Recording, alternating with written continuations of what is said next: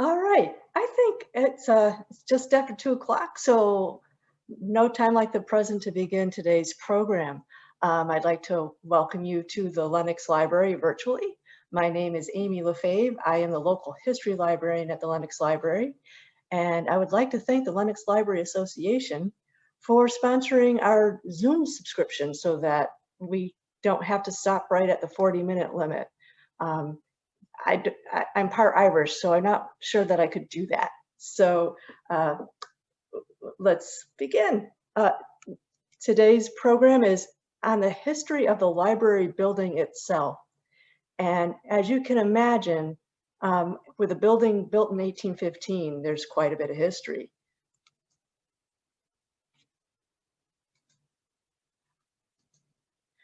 So we start with an architectural rendition from the architect, Isaac Damon of Northampton.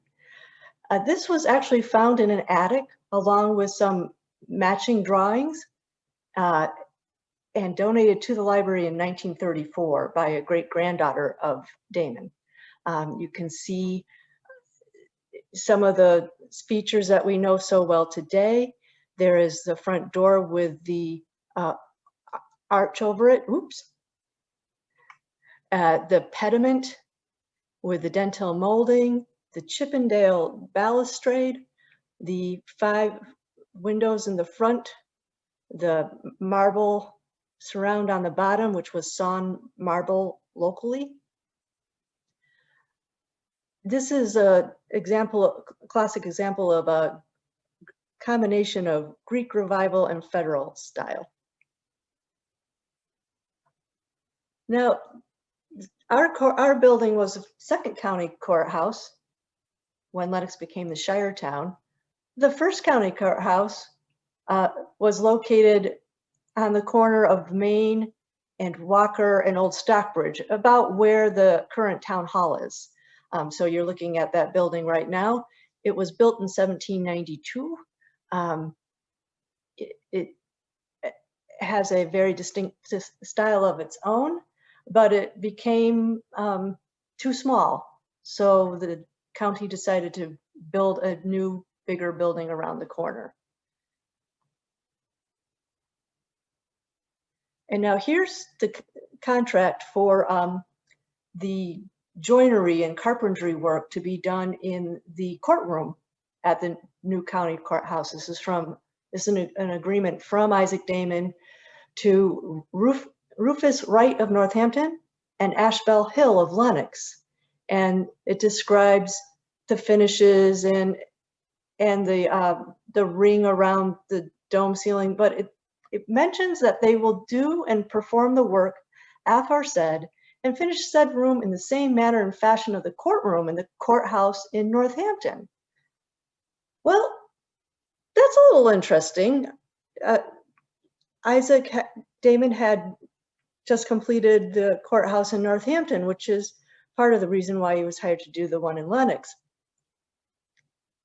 And if you look at these two renderings, you'll see our architectural drawing on the left, but there's a few things that don't quite match up with what we know today as our library building. If you look at the top and you look at that cupola, it has a louvered front, and I believe that's a pineapple on the top. Well, right next to it is a picture of our Berkshire Courthouse. This is from David Field's History of the County of Berkshire, and it was published in 1829. So this is an engraving pretty contemporary to the construction of the courthouse. And you'll see some marked similarities, but you'll see that the cupola on the top is a little different. And there's a little fish-looking weather vane on the top. There's a wheel underneath. That wheel is for courthouse bell. If you look to the right of that courthouse building, you'll see what was Trinity Church on Church Street. Church Street was named because there were 2 churches on it at one point. There's no churches on there now. So what could be going on here? Now, here are 2 pictures one on the left, one on the right. They're both a drawing of a courtroom. These were also part of the collection found in the attic donated to the library. And you'll see on the left, there's a square back. I'm pointing to the screen like you can see me do this. There's a 6 windows on each side. You have your judge's chamber in the middle. You have a jury room and a library and a lobby. If you look on the right, this is another drawing of a courtroom. This one's slightly different. You have 5 windows on each side, and you have a curved room with a curved back wall. This would be facing west. This is the front of the building. Well, so is it possible that one of these drawings is actually the Northampton County Courthouse, and the other one based on it, but with slight alterations, is the Lenox County Courthouse? So I did a little investigation in the building. This picture here is right over the children's room desk. You can see some of the origami and dragon work that our Vanessa did over the summer to bring some life to the room. But if you look at that ceiling line, you will see that it has a curve to it. And as a matter of fact, here's a space almost no one sees unless you are a volunteer for our book sale.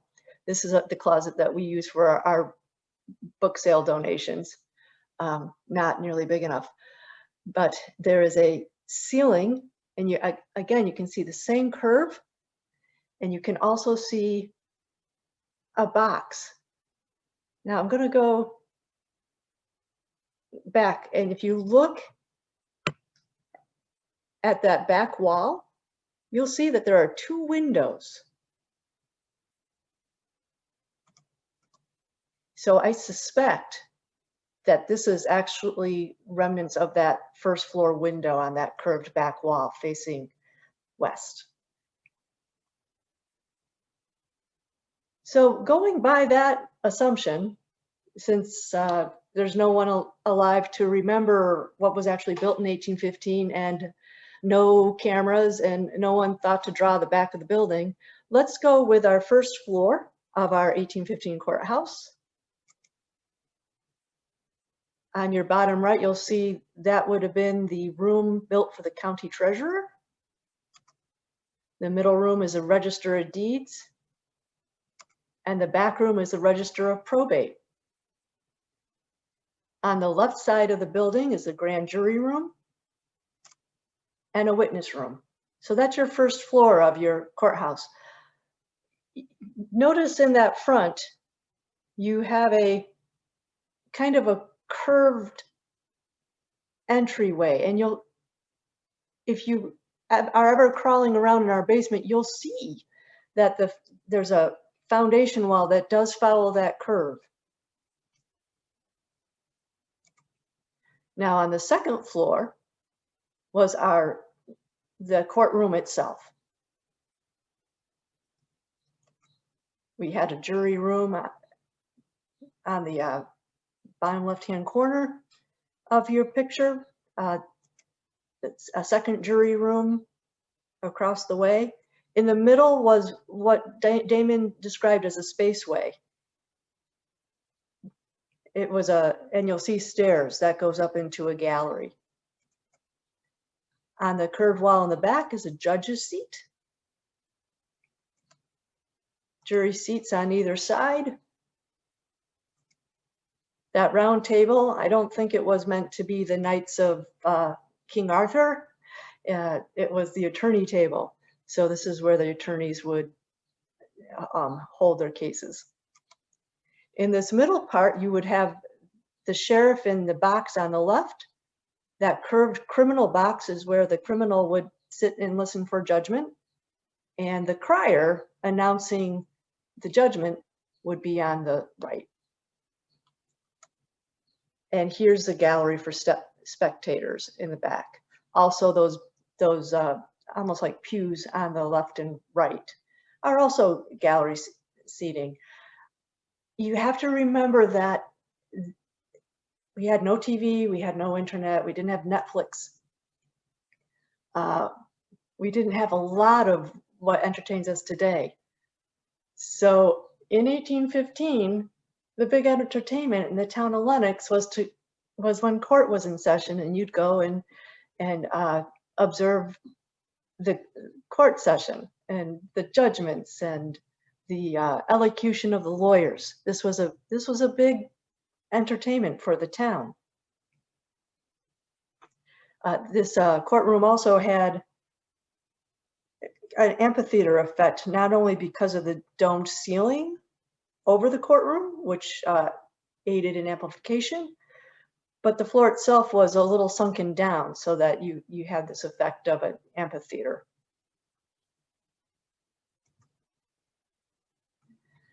Now, I don't know how many of you know Dave Fromm. Dave grew up in Lenox. He has written a few books. One of his books is titled The Duration. It is based very loosely on the story of poor Columbus, the elephant of the circus that went through town. Columbus died of injuries suffered from crossing a bridge in Adams, made it all the way to Lenox, down Old Stockbridge Road, and then expired. So Dave wrote a story based on that sad tale. He wants to write another one. He has heard a rumor that there's a tunnel between our building and the Curtis Hotel next door. And I've promised that I would look for him. And I have looked in the past, going down into the basement. It's a little scary, particularly in that front part of the building. I'm not exactly tall. I didn't get that Lafave gene. So it's maybe 4 feet high, and there's pipes and all sorts of things going on. So you really have to crawl. There's one spot in the building that has freaked me out, and I have not been able to get the courage to go down and crawl in there myself. And so I enlisted the help of our facilities manager, Jean Lagonia, to come down with me to investigate this one last spot to see if perhaps this is where there might be a tunnel entrance leading to the Curtis Hotel. Right.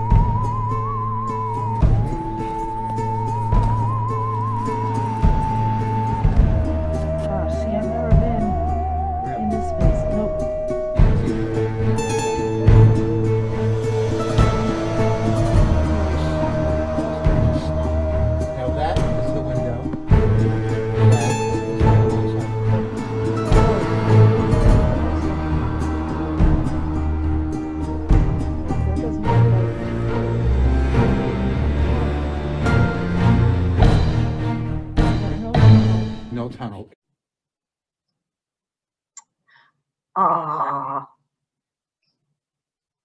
No tunnel, Dave. Sorry. You could still write that book because it's fiction, but it can't be based on a real tale, as far as we can tell.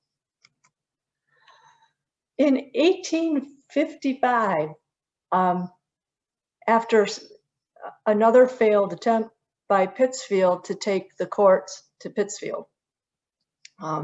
Pittsfield felt as a population center, as opposed to Lenox being the geographical center of Berkshire County, that the courts should really be there. This 1815 courthouse was running out of room, so that seemed like a good time, but the county voted and the vote failed in 1854. So in 1855, the library the courthouse expanded in the back. This is the first floor. This is a rendering done in 1919 by Julius Gaylor. You'll hear about him a little later. So it's probably his best guess and not completely accurate, but it does show that first floor where we've added a probate court on the first floor.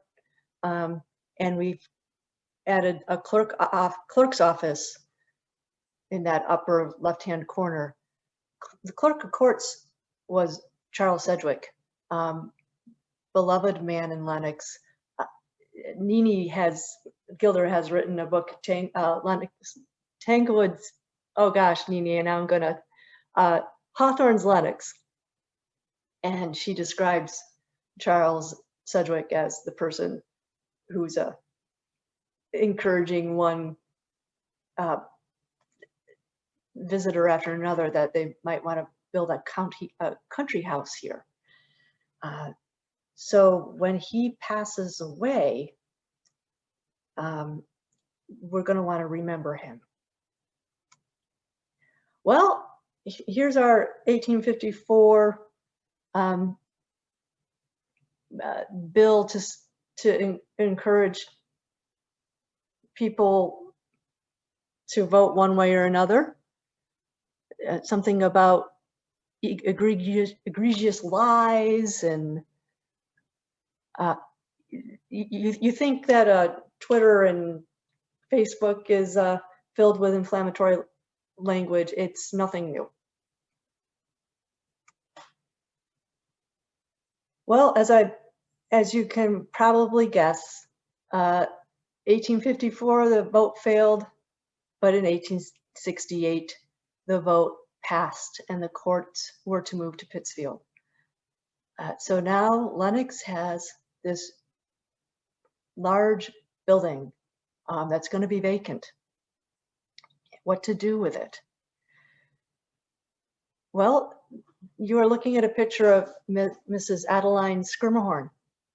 She is one of those summer residents. Her country home was Pinecroft on Walker Street, and she was abroad in Rome when she heard the news that this building was going to be put up at auction. So she contacted her friend Judge Julius Rockwell and said, gee, I'd really like to purchase that building for the town. Her vision was to have an assembly hall in the former courtroom, and then the downstairs would be places for clubs, and perhaps we could have invite the Lenox Library Association to move their books from a little room in Lilac Park to this new building for them. Well, Adeline dies of Roman fever in 1873 before the paperwork can be completed. But her son, Frederick Augustus Skirmahorn, who is just about 30 years old and has a decade previous fought in the Civil War as a lieutenant, carries out his mother's wishes and purchases the old courthouse to honor his mother's wishes. And the name for this new hall is to honor Charles Sedgwick, so it is called Sedgwick Hall. And here's a picture of Sedgwick Hall. Again, not too many changes from our 1829 drawing. You will notice that on the bottom, it looks like the marble has become very dark. As it turns out, the marble was painted brown. I don't know if they thought that gave the building gravitas. On the top, you'll see that there's a railing is no longer a Chippendale pattern. It's a balustrade, almost like a Victorian spindle. And there's a clock over the door. That clock had stories in the newspaper that the clock didn't really like to keep time. Every now and again, we'd have to do some repairs on the old clock to get it to work. This building becomes a principal place of assembly for the town of Lenox. There were no other large gathering spaces. They had plays. Fanny Kemble gave a reading of As You Like It. That's where the quote where she said that she would love to do a theatrical to so that she could raise money for the poor of Lenox, and was told that there are no poor in Lenox. So she raised the money for the library instead. Here's another two-act comedy, A Gentleman from Ireland, from 1874. So this would have been very shortly after the courthouse had become the hall. Lenox High School graduations were also held in this hall. You can see that we had music provided. This is in 1883. We had a committee of arrangement and prize declamations by the students. The hall became so popular that the trustees in one of their meetings put a stipulation that all partying had to stop by 1 a.m. So these people knew how to have a good time. Mrs. Devereaux purchased a chandelier for the hall, and I have this image of this beautiful chandelier hanging in that dome ceiling, and I thought, never heard of that. That'd be really neat to have that hanging in the hall. Well, that hall became so overused that they worried about the safety of the room. So F. Augustus Schermerhorn and his sister Ellen Auchmuty decide in order to uphold their mother's wishes that they would build a new assembly hall. This was at one time called the Sedgwick Hall Annex, or the Sedgwick Annex. It was built on the back of the library. It had a passageway between the two buildings. You can see, this is a little later picture, but you can see that there's a stage area. You have an oval ceiling, beautiful molding. It had 9 windows with the arches. It had an entrance similar, and I shouldn't say had because it's still there. It was built to have this entrance similar to the front entrance of the courthouse building, with the ionic columns and the window with that common fenestration with the arch made of brick, and to blend in with the building. So theatricals were held here, balls were held here. This was built by James Clifford and Sons.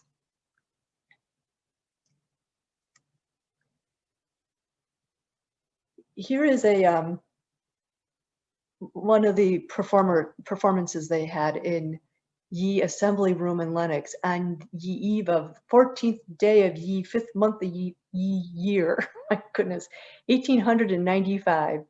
We have Zach Buttermilk will beat time for ye singers. I just think this whole invitation. Let me go get the thing.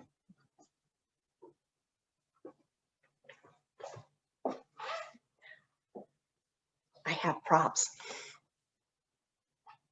So it's done in this, looks like handmade paper. They really had a good time coming up with this program. Let it be remembered by all ye young men and maidens who have an undue propensity for levity and sparkling, that ye eyes of ye good parson are upon ye, and that excessive mirth is an abomination in his sight. Not sure who the parson was. Another use of this hall, which went on for decades, was a handicraft fair and art sale. This was contributed with folks from all aspects of Lenox life: Boy Scouts, students, locals, cottagers. So they would all combine as one and do these art exhibits. So we have a few examples here of the arts and crafts where some years it was more heavily tilted toward needlework crafts. Other years people brought in sculpture, very popular use of the room. But as it was pointed out in one of the minutes, this will be in 1908, when the assembly hall was built, and previous to that, when the Sedgwick Hall was purchased, it was to provide a place where we could have gatherings, local gatherings, gatherings of the summer people. The summer folks who would become more like autumn folks built country houses initially in the 1880s. But by 1908, these country houses have become palatial mansions. Think of, on the one hand, think of the Tappan House at Tanglewood. That's an early cottage. And compare that to Bellefontaine. Those later cottages had their own ballrooms. I mean, there's the story of Mrs. Stokes when the kids said, "Mama, it's raining out, we don't know what to do," and she told them to go ride their bikes in the attic. These were large places. So the concern was already starting that the need for an assembly hall of this size would wane. Now, this series of slides is going to show you our three periods. We've now completed the three major periods of expansion at the library. So the first picture, of course, is the 1815 section. You can see it's kind of rough rubble stone foundation. Here's a picture of the 1858 addition foundation. Again, not necessarily cut rock, but fitted more closely together and pretty substantial. And this third picture is of the annex built by Clifford and Sons, and you can see that those granite slabs have been cut. I also like to show the toilet paper. We purchased a commercial run of toilet paper last year, just before the pandemic hit. We could have made a killing on the black market. Now, we've talked about the courthouse becoming an assembly hall. We've talked about the new assembly hall being built. What happened to the old assembly hall? Well, at one point they decided, since it was no good as an assembly hall, let's run a staircase up the middle of the floor. Let's divide the space into offices so that we can earn some rent and pay for the library operations. And so that was done. What you're looking at now is a picture of wallpaper. That picture of wallpaper actually is in the attic above the room in the corner of the library.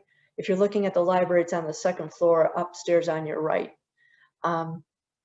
This would have been an office. It might have been a doctor's office. But this wallpaper, and I have a sample right here, and I don't think you're going to be able to catch it very well in the light, but it has gilt bits on it. Now, Robert Kelly is an expert on wallpaper, and he analyzed this wallpaper for us. And he said the gilt would have been by design because of the gas lighting. If you think back to 1815, of course, the lighting would have been by candlelight, if that. By the time we're building these new offices, we've graduated to gas lighting, and that gilt would have glimmered in the gas lighting. Eventually, when electric is invented, Andrew Carnegie will supply the new electric for the library. Lee got a whole library, we got electric, but you know, that's how it goes. That staircase up the middle. Oh.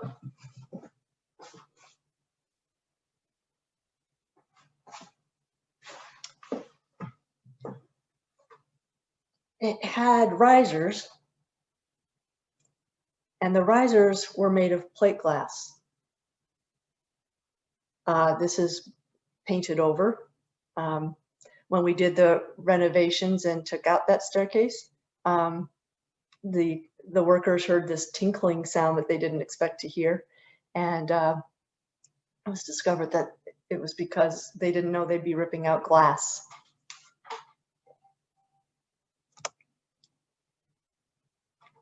So here is a picture of our Sedgwick Hall, and for this picture, I'd like to thank Jim Tenney. I know you're out there, Tim. Jim, gosh, Jim, I did that last time too. Who sent me this scan of a photo that he has in his collection. And what's neat about it is if you look at the side of the building, if you look close to the entrance to what's now the Wells Gallery, you'll see a door there. And then you'll see a second door in the middle of that wall. Now, I haven't seen any pictures before that showed that second door. If you look at the front of the building, you'll see an entry with plate glass windows on the doors. And to the right of that is another door, and it says above that, bank. And that is because in the late 1890s, the Lenox National Bank is incorporated. And it sets up offices in our library, in our building. You can see on the left, we have that grand jury room space has now become the Charles Sedgwick Library and Reading Room.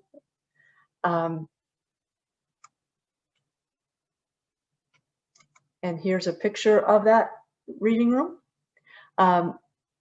The desk where the librarian is sitting is the desk that I'm sitting at right now, although I'm not sitting in this room. So the Lenox National Bank reconfiguration was constructed by James Clifford and Sons.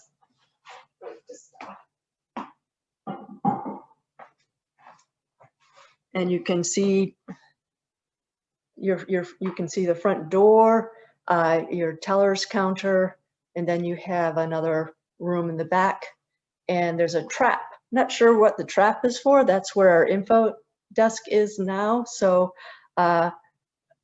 Christy Cordova, it's a trap, look out. And behind the Lenox National Bank are town offices. The Board of Selectmen had offices in this building.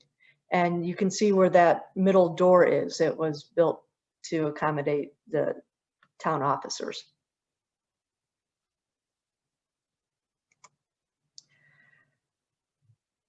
So here's a picture. If you can look closely, I know it's not the most clear, it's quite faded, but this is a picture of Walker Street.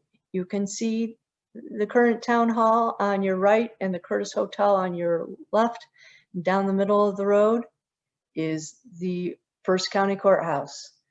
It is making its move from the corner, around the corner to Church Street, and now it will eventually end up on the corner of Church and Housatonic. If you know where, I think it's Schatz and Brava used to be there, that building on the corner is actually a 1792 First County Courthouse. It had become what they call the Old Town Hall, but there was a movement to build a new one. It was time. So in 1903, We now have new town offices. Now, there's ramifications for this building because the selectmen and the town offices move to the new building. So now that area is now vacant. But also the Lenox National Bank moves over to this new building. So now that area is vacant.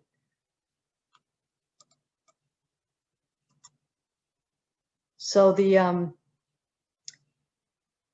library takes over that side of the room. And in order to do that, they had to break through this hallway because initially both sides did not talk to one another.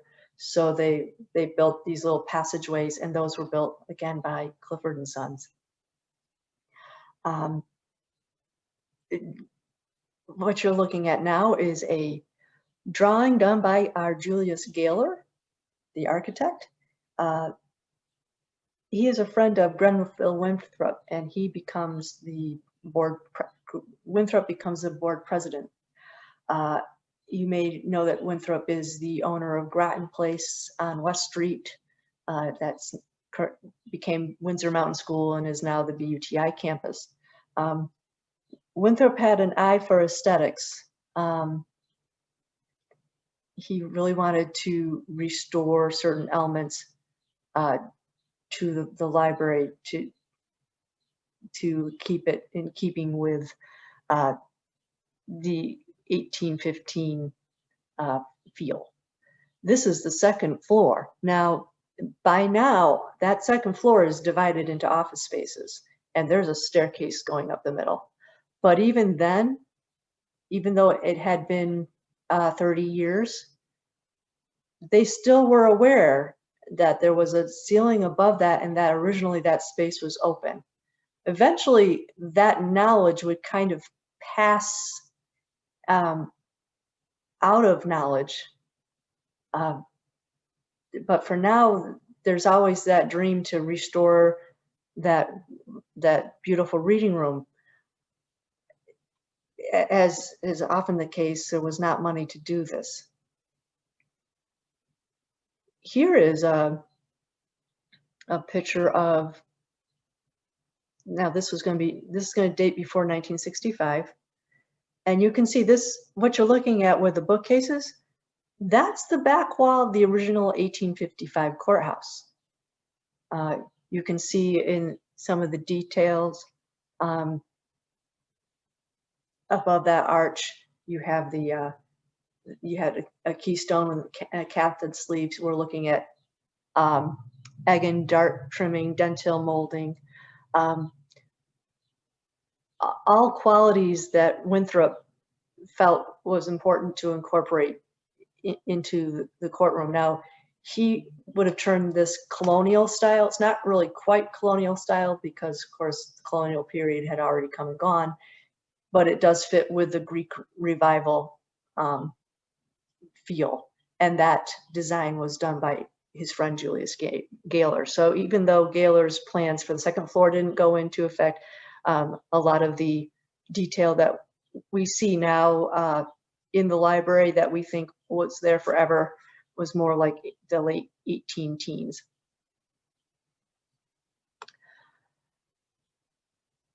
So here is the second floor. We've still preserved our spaces on the top. This is a little later. This is in the 1940s. And we've turned a space into a music room. The Steinway would have been rented. You could rent the room for an hour. You can see the librarian sitting in the entryway. She's got lovely shoes on. There was a recording library donated by GE, and the BSO would have given records with music conducted by Kutsevitsky. They would have been 78s. You can see on the wall, that's a picture of Charles Much. I believe that is, wow, this has got to be later than the 40s then. but a popular space to be.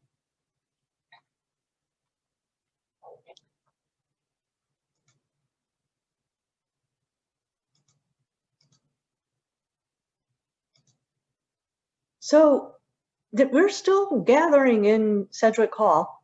I don't know if you remember a few years ago, but we had a commemorative anniversary of this particular concert. Using our stage, Dr. Kutsevitsky held a series of concerts because of the war.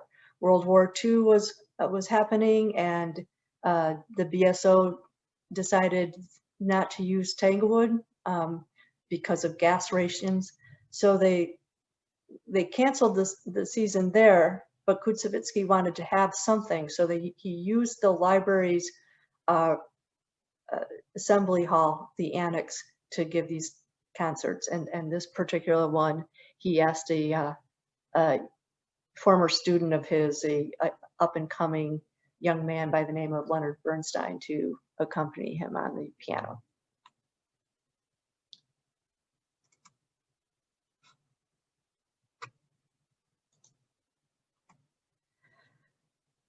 Now, the library it goes from one room, it keeps growing and it keeps growing, and that backstage becomes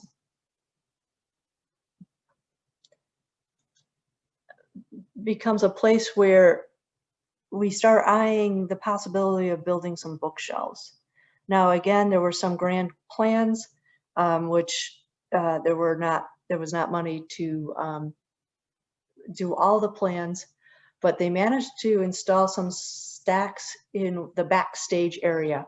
And I like to show this because we started our conversation with James Clifford and Sons as one of our builders. And you may know that there are Clifford descendants living in town. Well, we have now moved to the late 40s, and we have an electric bill from William T. Lawhart. I'm not sure what Wire and Hickey's are. Maybe Bobby could tell me.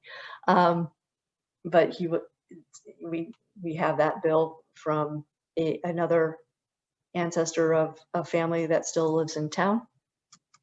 And here's another bill. This is one by B.G. Casey. This is the paint contract for these spaces. And there are Casey's still living in town too.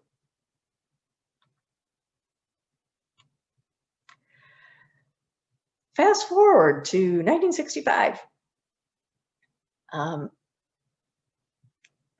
We've finally have come to the part where we have a town hall that has a stage. We have schools that have stages. We're going to turn this Sedgwick Hall into complete book stacks, and we're going to add an art gallery and create some balconies for more book stacks. So you're looking at the drawings of Strickland, who was the architectural firm.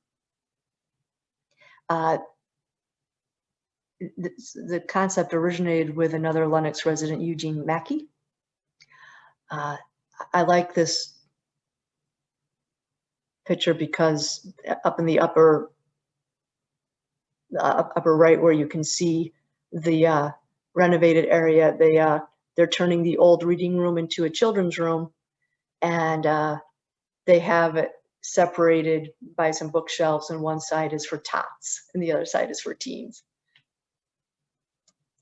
And here's a close-up of that rendition. Now, I don't know if you have a picture of our current reading room in your mind, so you can see it didn't quite go that far in the mid-century modern space age, complete clear lines, and it looks like some open ceilings on the front, but certainly different from that rendition of the old Sedgwick assembly room with the molding. Some may think it's an improvement, others may disagree.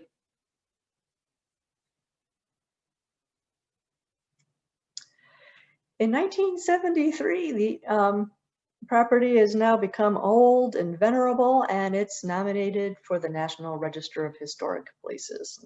This plaque is on the front of our building.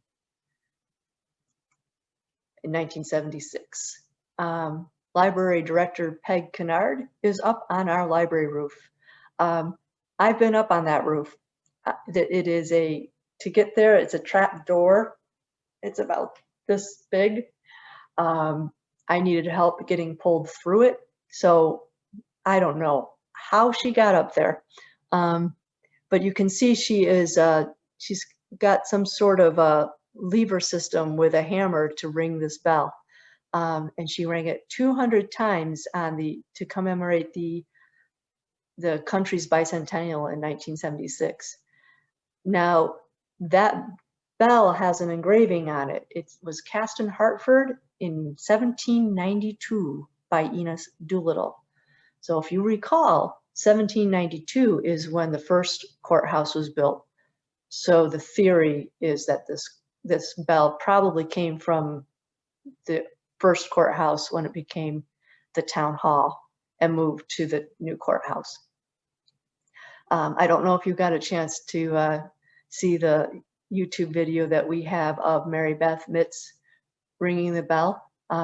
She didn't ring it 200 times, but she rang it pretty loud and proud.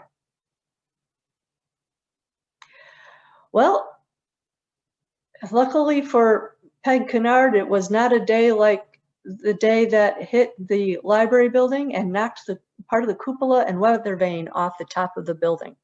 This was in 1978. Sherry Garrity, the retired assistant director of the library, tells a story. She had just started working at the library, and at that time, the board of managers were mostly New York residents from the city. And so when this happened, the director had to find the president's phone number, because they were actually meeting at the time, but they were meeting in New York, to say, we have a problem here. And here's a cartoon showing the library being hit.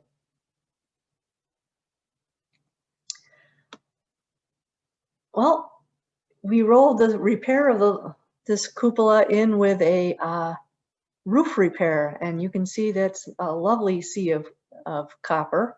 This is done in 1980. And if you look at the cupola, you can see that there's a newly installed lightning rod.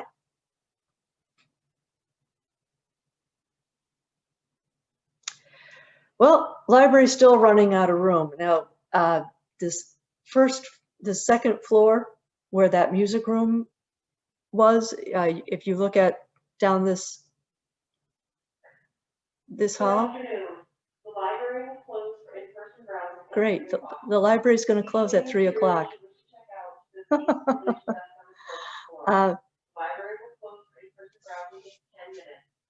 Okay, that's a note to self for next time.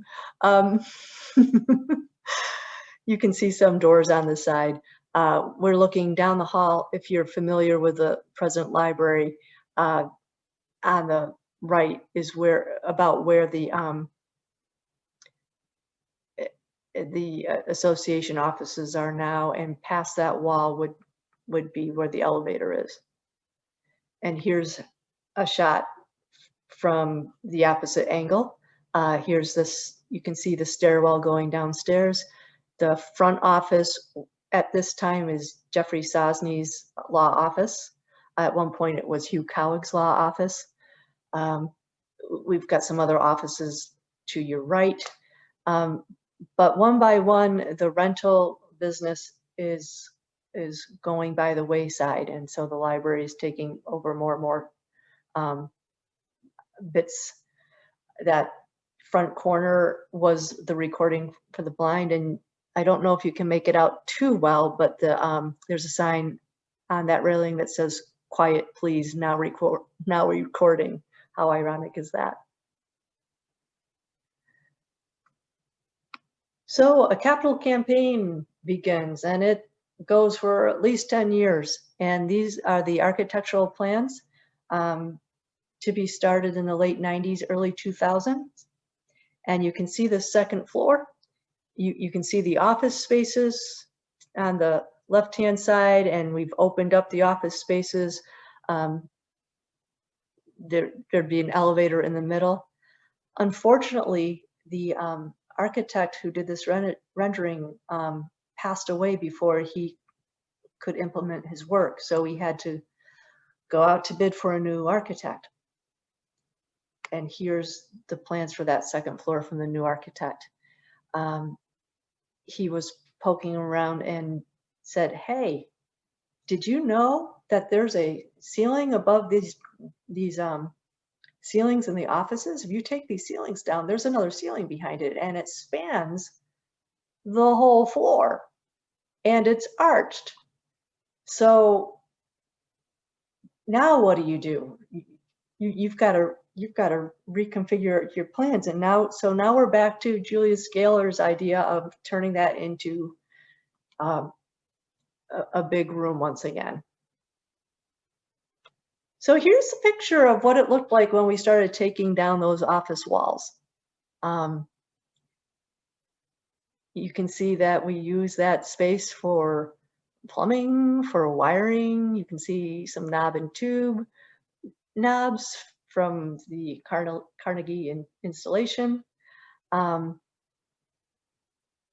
They discovered that, wow, there's more than one floor. It drops down. A lot of work to be done. But they go up into the attic to look at what's going on above it. Oh, and before I forget, here's a close-up of that ceiling. You can see some of the plaster's missing. You can see some lath, some knob and tube, some cracks. But gosh, what pretty morning glories. Not sure how that would fly in an 1815 courthouse, but we can't just leave it. We can't just tear it down and put acoustic tile up.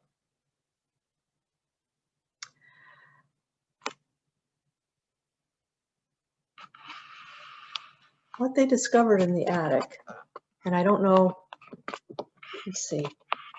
I know this is you got a little screen here, but that is a rotted beam. And that rotted beam was right underneath the cupola. That was, one of the workers was up on the roof and he leaned against one of those 8 pillars on the top of the roof and it moved. And they said, "Whoa."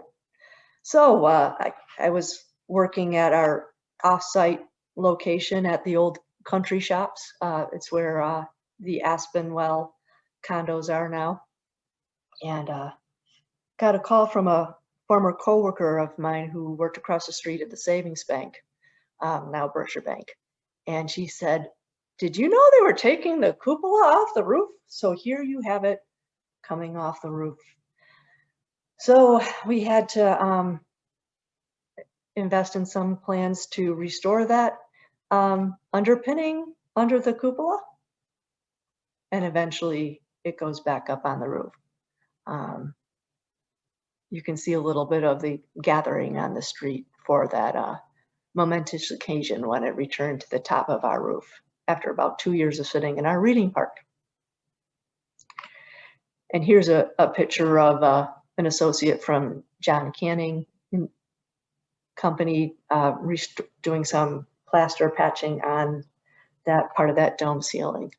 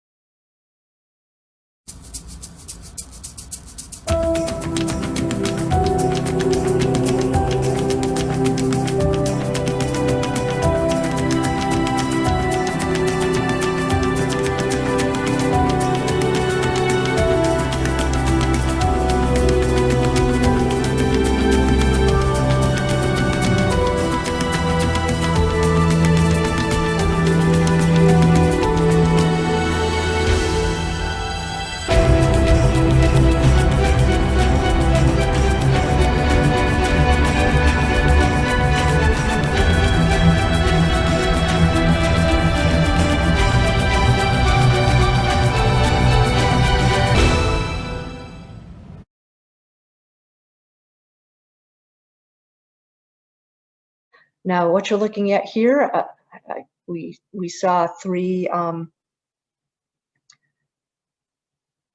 instances of foundation.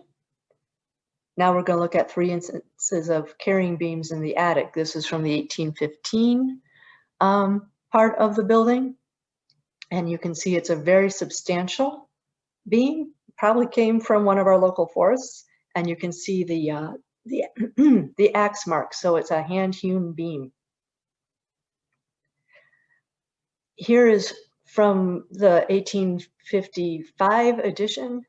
Again, you have some hand-cut mortise work, but you can see that at least part of the, 2 sides of the beam was put on some sort of sawmill planing, because you do have a more smooth cut.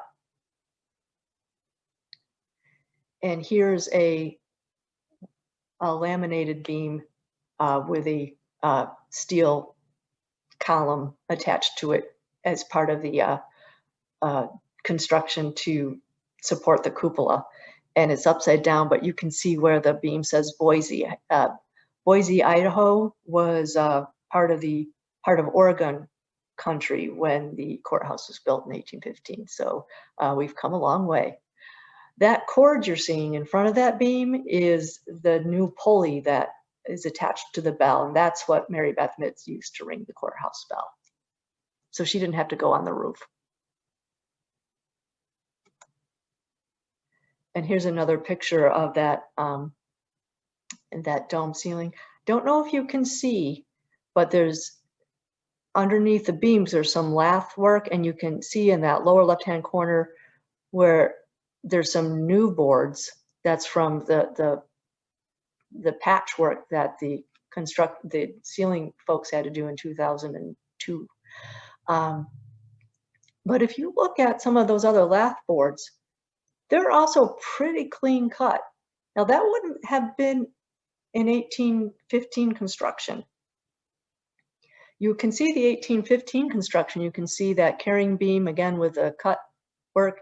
You can see kind of a bending one. That would have been a ring construction. So Rufus and Ashbel's work survive from 1815. But that is not split lath plaster. Split lath plaster is a very thin layer of wood that would have been nailed to a wall or a ceiling, and the nails would make the lines, the openings for the plaster to key. These are machine cut. So here's our beautiful dome ceiling as it currently exists. The morning glories. It has the arch. It's hard to tell in this picture, but it is arched. And there's that center medallion where I was trying to picture a chandelier. Well, as it turns out, that chandelier purchased by Mrs. Devereaux was purchased for a ladies' club on the first floor. It was not purchased for this room. I discovered this by going through the minutes of the trustees in the 1880s. What I did discover is that in 1880, they were going to do some plaster work on the courtroom ceiling, and they thought it would just be a small repair. And as it turned out, the more they looked at it, the more it needed substantial work.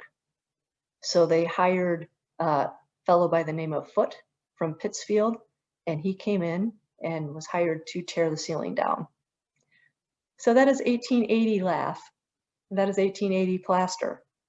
A fellow by the name of John Anderson from Stockbridge was hired to do the decorative paint work. And in fact, he's listed in the 1885 Gazetteer as a fresco painter.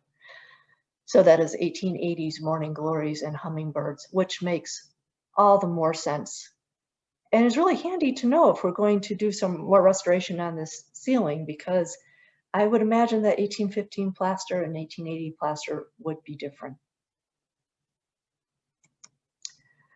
So this building has inspired all sorts of creativity. Here's some ladies in the 1980s, excuse me, that have have made a library quilt that pattern around it is courthouse steps. This was raffled off to help raise money as part of that capital campaign. It even inspired someone to create a cross-stitch pattern. This was sold at the Mary Stewart gift shop in downtown Lenox. But one of my favorite art pieces is one done by the late Jack Sadaway. He was a volunteer at this library and a talented artist.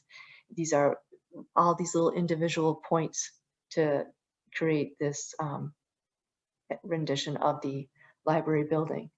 And with that, I'd like to end the program. So thank you for your attention today, and I hope you enjoyed this presentation.